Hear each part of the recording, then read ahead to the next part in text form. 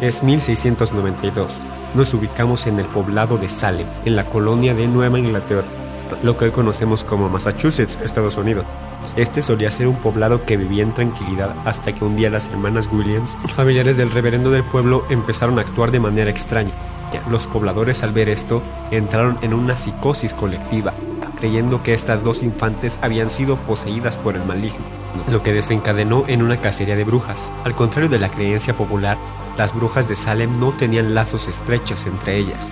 Incluso podríamos decir que estas mujeres fueron juzgadas a causa de los prejuicios sociales de aquella época. Una de las tres primeras acusadas fue Sarah Good, una mujer de escasos recursos, ya que por su primer marido se vio reducida a vivir en un estado económico sumamente precario. Al momento del juicio, argumentó que los celos y la envidia orillaron a esta supuesta bruja a atacar a aquellas indefensas niñas. Incluso su esposo arremetió contra ella, ya que éste tenía sospechas de que su esposa fuese practicante de brujería debido a que lo trataba de mala manera. Finalmente, el 25 de marzo de 1692, Sarah fue juzgada por brujería. Fue acusada de rechazar las expectativas puritanas de autocontrol y disciplina cuando eligió atormentar y despreciar a los niños en vez de conducirlos hacia el camino de la salvación. Otra de las primeras acusadas fue Sarah Osborne, una mujer que llevaba años sin asistir a la iglesia a causa de una supuesta enfermedad y tenía una aventura con uno de sus esclavos, Savage. Ella afirmó que era inocente y negó estar involucrada con espíritus malignos o haber lastimado a los niños. Finalmente, ella murió en la cárcel el 10 de mayo de 1692. Y finalmente tenemos a Tituba, una mujer afrodescendiente que fue llevada al mal llamado Nuevo Mundo. Ella era propiedad de la familia Parris. Se ha teorizado que los juicios se originaron debido a que Tituba le contó a las niñas cuentos de vudú y brujería antes de las acusaciones. A pesar de que Tituba fue la única de las tres que confesó ser practicante de brujería, no hay registro histórico que afirme este hecho. Tituba no solo acusó a otros en su confesión, sino que habló de perros negros, cerdos, un pájaro amarillo, ratas rojas y negras, gatos, un zorro y un lobo. Tituba habló de montar palos a diferentes lugares. Ella confesó que Sarah Osborne poseía una criatura con cabeza de mujer, dos piernas y alas, dado que mezcló varias perspectivas sobre la brujería. La confesión de Tituba confundió a los oyentes y sus similitudes con ciertos seres comunes de demonología, los cuales hicieron que algunos residentes de Salem creyeran que Satanás estaba entre ellos. De estas tres mujeres, la única que sobrevivió fue Tituba, ya que permaneció un año en la cárcel, pues sus dueños no quisieron pagar la fianza, culminando esta historia con la compra de Tituba por parte de una persona anónima.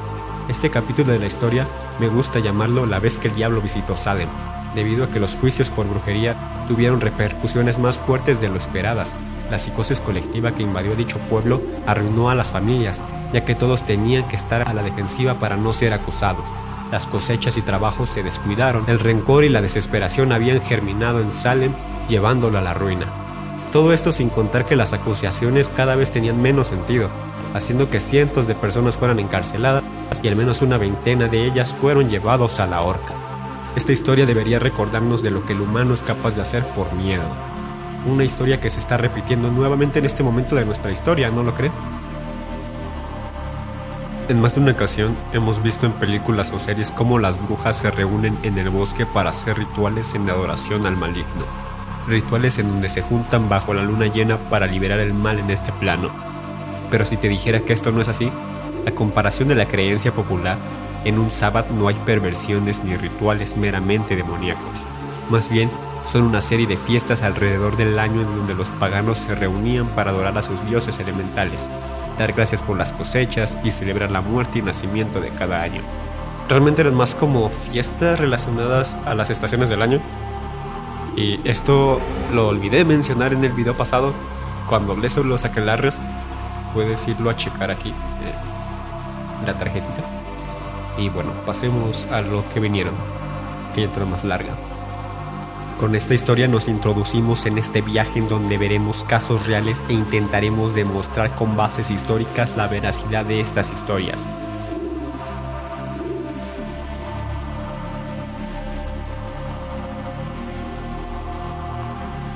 Como pudimos notarlo, el caso de las brujas de Salem llegó a tales extremos a causa de la psicosis y el pánico de las personas. ¿Por qué no hablamos de lo que pasa cuando este estado energético transmuta de estar en un pequeño pueblo a abarcar todo un continente?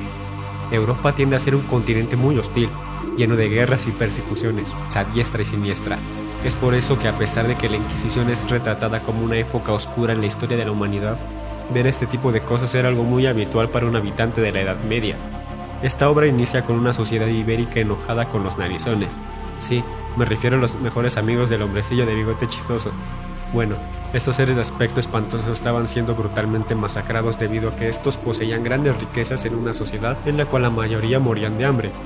Esto obligó a muchos de estas personas a intentar refugiarse en el cristianismo para no ser aniquilados. Los cristianos, al no ser tan tontos como el grupo étnico que YouTube no me permite nombrar, creían, empezaron a tener sospechas de estos, por lo que los reyes católicos, apoyados por el Papa en turno, empezaron una cruzada para aniquilar a estos seres blasfemos y también confiscar el dinero que estos poseían porque pues era muy conveniente. Las personas condenadas eran quemadas en la hoguera, pero aquellos con suerte de escapar o los pobres débiles que fallecían momentos antes de esto no se salvaban, ya que se preparaba un muñeco para incinerar y que éste pagara la deuda del condenado.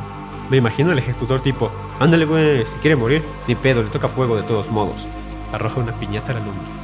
La Inquisición no pudo terminar con este sector de la sociedad, por lo que finalmente fueron expulsados de España y posteriormente de muchas otras partes de Europa.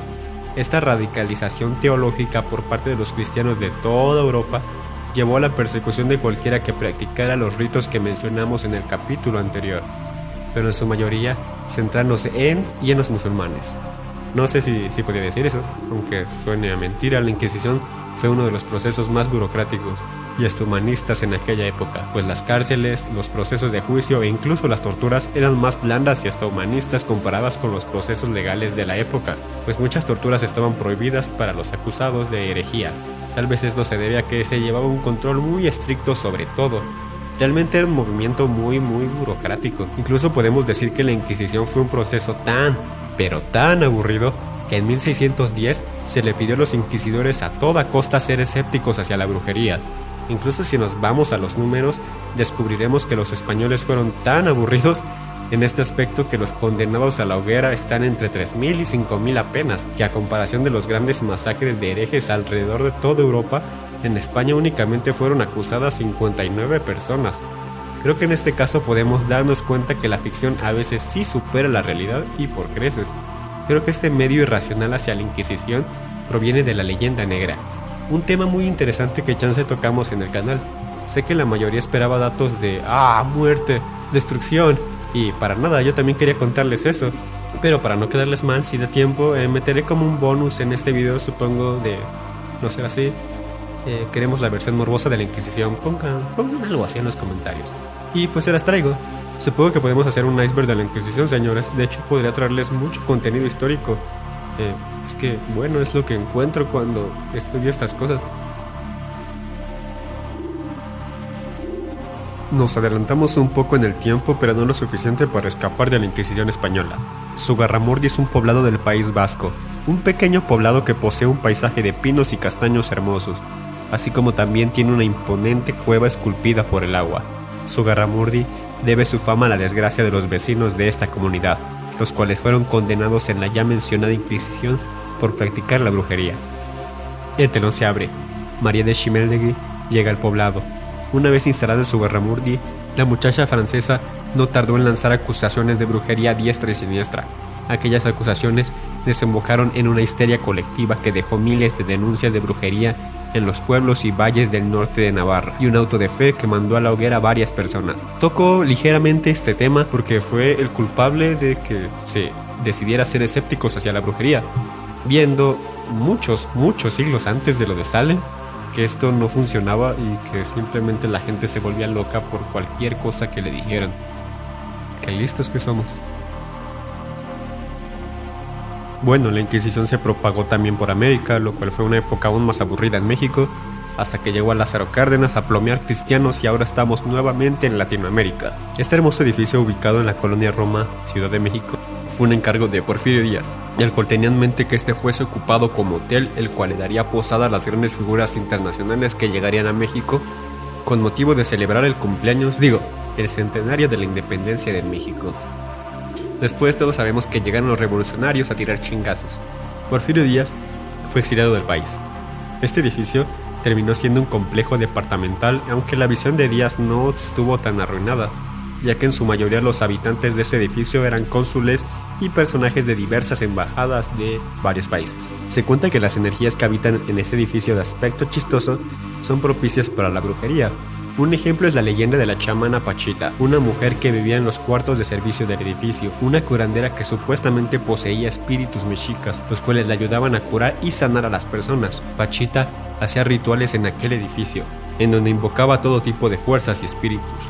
Famosos, políticos y artistas acudían a esta señora en busca de ayuda. Se dice que Pachita vendió su alma a fuerzas que están fuera de nuestra comprensión, siendo condenada a habitar eternamente en el edificio.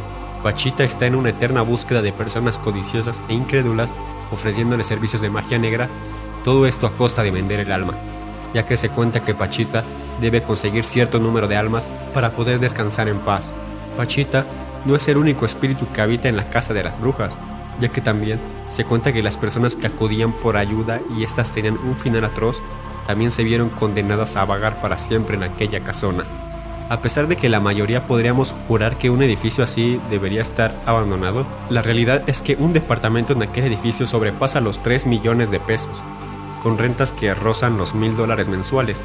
En los comentarios dime si te atreverías a vivir en este hermoso edificio, a pesar de la siniestra historia que hay detrás de él. Como pudimos apreciar en el video anterior, Latinoamérica es cuna de muchas vertientes de brujería, chamanismo, y fue inspiración de diversas corrientes esotéricas alrededor de la historia. En esta ocasión, hablaremos sobre algunos casos documentados en Colombia durante el Día de Brujas. Era octubre del 2004. Un hombre identificado como Edgar Fabián López llegó a la finca de Medardo Santa para proponerle que cambiara de vida, le vendiera la propiedad e iniciara un negocio en Ibagué. El ofrecimiento no le disgustó, así que lo invitó a quedarse. Con el paso del tiempo, López se ganó la confianza de la familia, pero después empezó a tener comportamientos extraños. Gritaba, convulsionaba y se refería a ritos satánicos mientras expulsaba saliva. López reveló a la familia que el diablo exigía un sacrificio humano a cambio de dejarlos en paz, o de lo contrario, sentirían la furia de ese maligno ser. Los Santa, preocupados, se negaban a asesinar a alguno de sus pequeños. Así que el hombre les ofreció un sacrificio menos ortodoxo.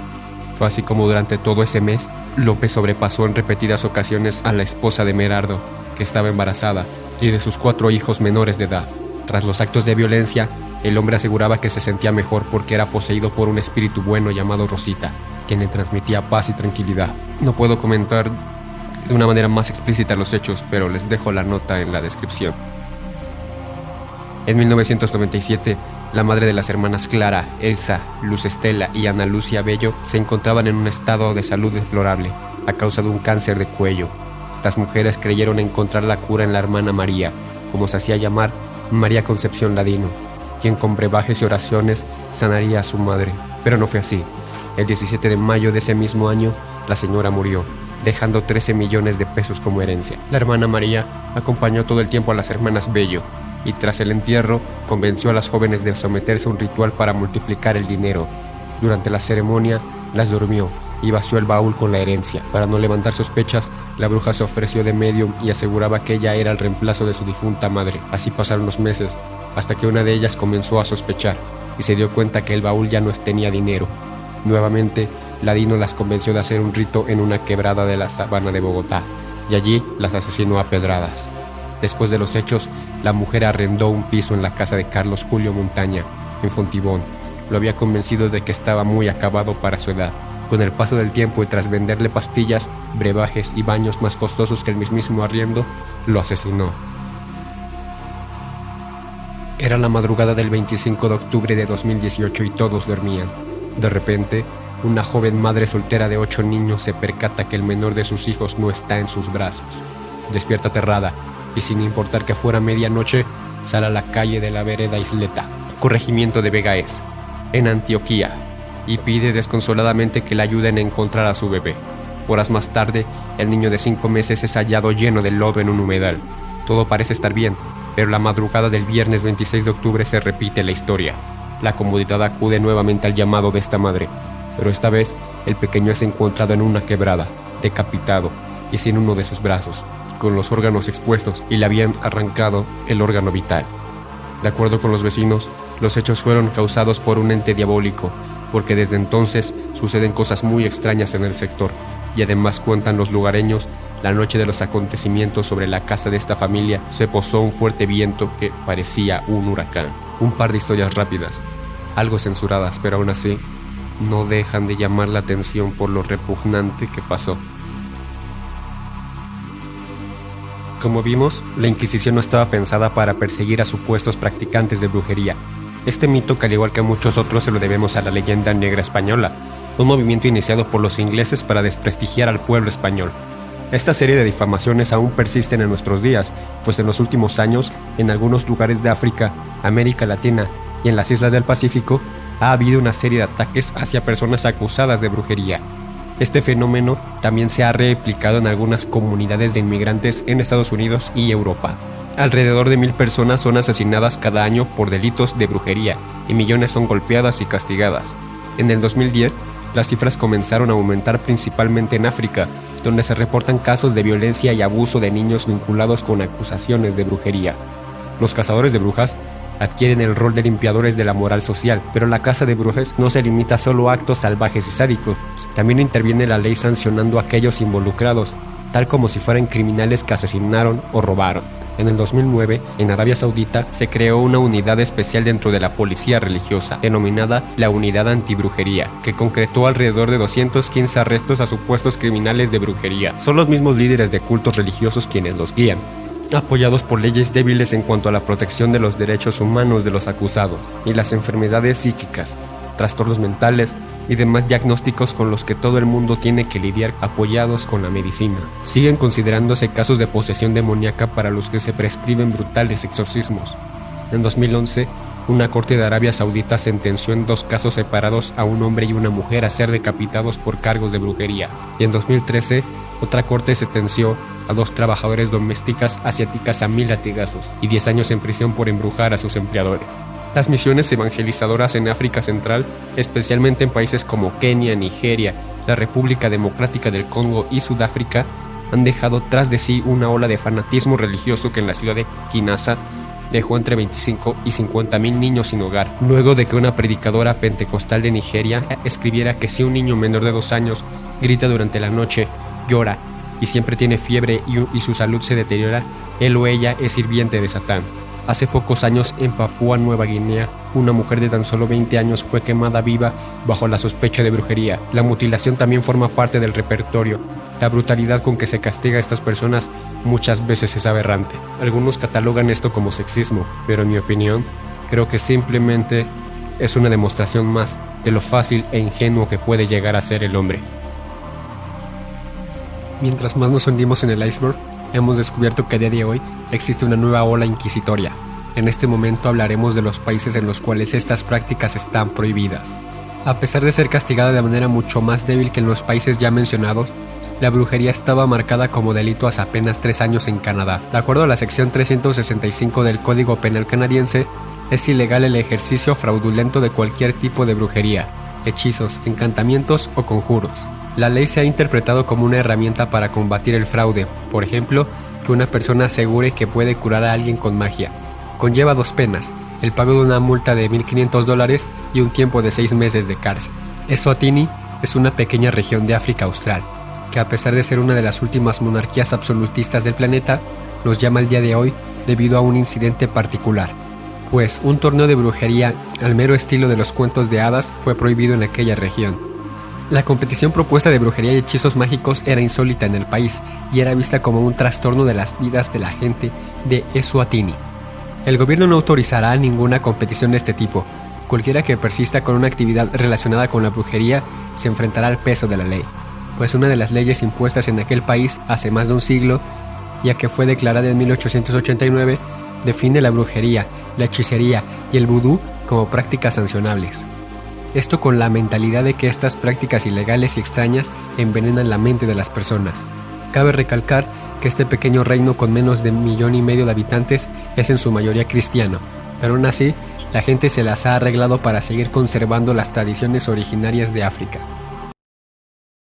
Me gustaría tomar este espacio en el video para decir que debemos mantener la calma ante cualquier situación social, pues así como la gran mayoría podría decir que es estúpido creer en casos de brujería o que este tipo de pensamientos solo existen en los países en vías de desarrollo, muchos están perdiendo el control en estas épocas. Mantengan la calma y recuerden que gritar con un chingo de desesperación que nada nos pasará no ayuda a nadie. Y lo mejor es mantenernos informados, pero sobre todo, no subestimar la situación de los demás.